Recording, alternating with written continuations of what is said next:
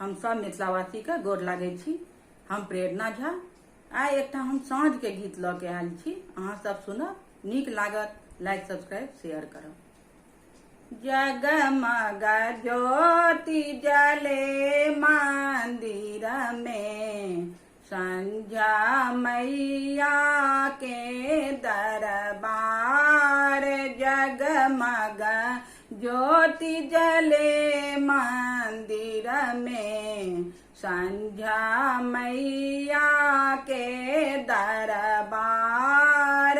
कथी के रे दीप कथी सुत बाती, कथी के रे दीप कथी सुत बाती। कथी के रे तेल जराए सारी राती, कथी के रे दीप कथी के रे बाती। कथी के रे तेल जराए सारी राती। संझा मैया खड़ी मुस्काती, संझा मैया खड़ी मुस्काती।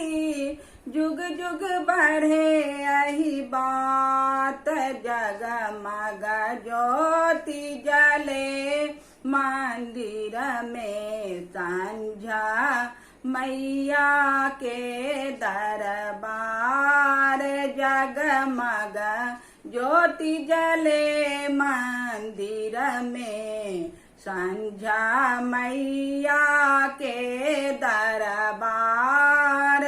सोना के रे दीप पटे सुत बाती, सोना के रे दीप पटे सुत बाती। सरसों के तेल जराए सारी राती, सोना के रे दीप पटे सुत बाती।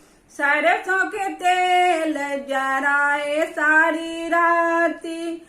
संझा मैया खड़ी मुस्काती, संझा मैया खड़ी मुस्काती।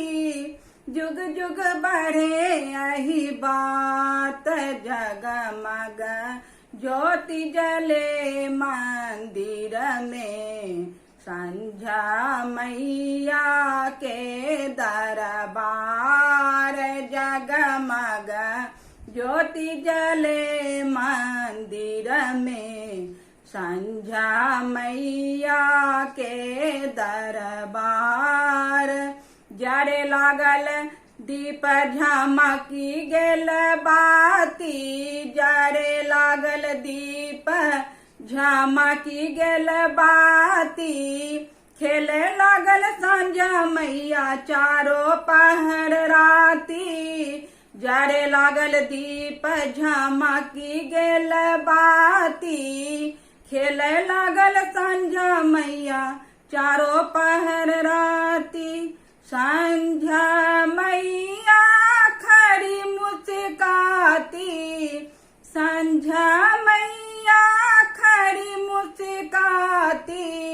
जुग जुग बढ़े यही बात, जगमग ज्योति जले मंदिर में, संझा मैया के दरबार। जगमग ज्योति जले मंदिर में, संझा मैया के दरबार। पहले साँझ गोसाउनी घर में, पहले साँझ गोसाउनी घर में। दोसर साँझ कोहबर घर में, पहले साँझ गोसाउनी घर में। दोसर साँझ कोहबर घर में। तेसर साँझ दुर्गा माई के देखाउनी है सखी। जगमग ज्योति जले मंदिर में, संझा मैया के दरबार। जगमग ज्योति जले मंदिर में, संझा मैया के दर